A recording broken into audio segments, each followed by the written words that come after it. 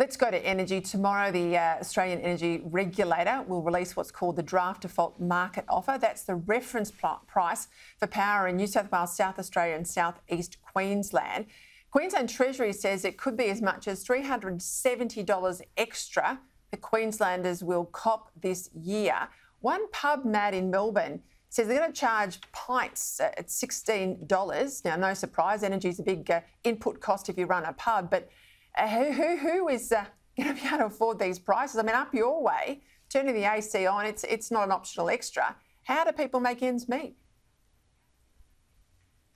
Certainly not an optional extra at this time of year, Peter, that's for sure. I mean, I've also got to query what's going on there in Victoria. I grew up in country Victoria, and no one would have been seen dead drinking a pint when I was working at the Garfield pub 25 years ago. We drank 7-ounce glasses, and I think at the time they cost $1.30. So $16 for a pint of beer is a fairly extraordinary cost.